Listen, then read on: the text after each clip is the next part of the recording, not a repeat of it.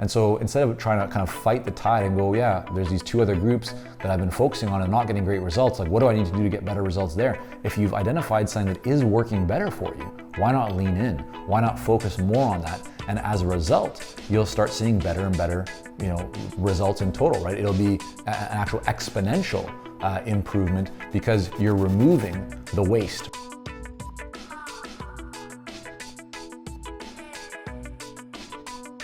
As you're doing your marketing, there's an important opportunity that presents itself for you to consider and act on quite often. Yet many consultants don't even acknowledge it, let alone take action on it. So I wanted to bring this up here today, and that is that it's really based on a question I received recently, which is, when do you shift your focus around your ideal client or around your offerings?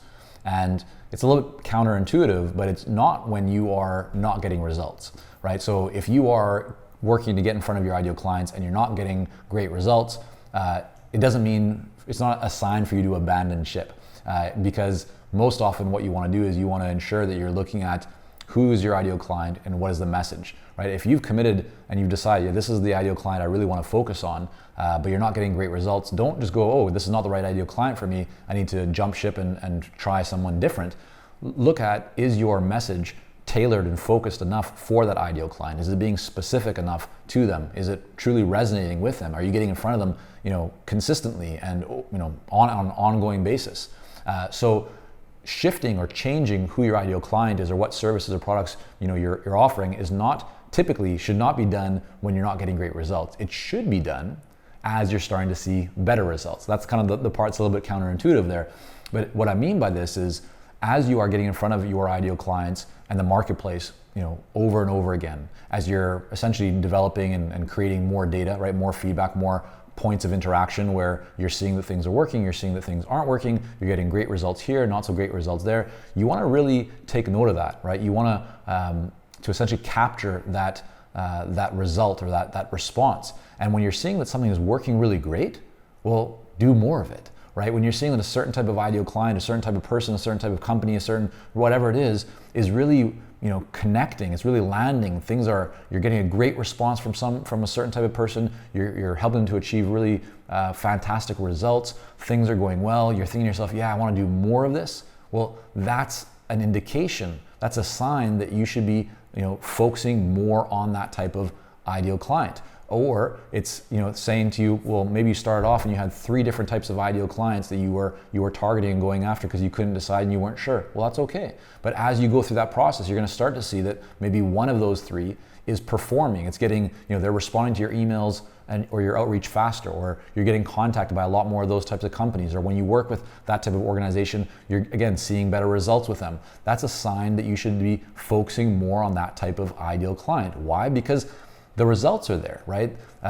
Things are working out. There's a reason. And so instead of trying to kind of fight the tide and go, yeah, there's these 2 other groups that I've been focusing on and not getting great results, like what do I need to do to get better results there? If you've identified something that is working better for you, why not lean in? Why not focus more on that? And as a result, you'll start seeing better and better, results in total, right? It'll be an actual exponential improvement because you're removing the waste, right? You're removing the inefficiency. You're getting rid of the things that don't work in your business and you're focusing on those that do. And in fact, you're doubling down. You're focusing more on the areas that are actually creating better results for you. So in terms of when the question, should you shift or when should you shift to a different ideal client or a different focus or a different message or a different service or a different product, look not only to just thinking about well, if something isn't working, actually think more about what is working and do more of what's working. It's the same with marketing actually, right? A lot of times people will tell you, these marketing gurus online, that you need to do this type of funnel here or this kind of technology there or this new social media thing here. It's like you have to have all these different tactics and methods. Well, no, you don't. Right? You need to get clear on what is working well for you, where are you seeing great results, and then lean into that. Do more of what's working for you and you'll see even a greater result. And only once you kind of master that or really moved it as far as you can, then should you be thinking about other areas. But don't jump around. Don't go, oh, this is working well for me, maybe I should try and do something else. Right? Don't fight the tide. Get clear on what's working, do more of it, and that's when you want to shift your ideal client focus to focus on what's actually working best for you, not trying to change to things that aren't working as well for you. If you want to get notified when we post new videos, new insights to help you to grow your consulting business, be sure to hit the subscribe button or the follow button on LinkedIn. Have a great day.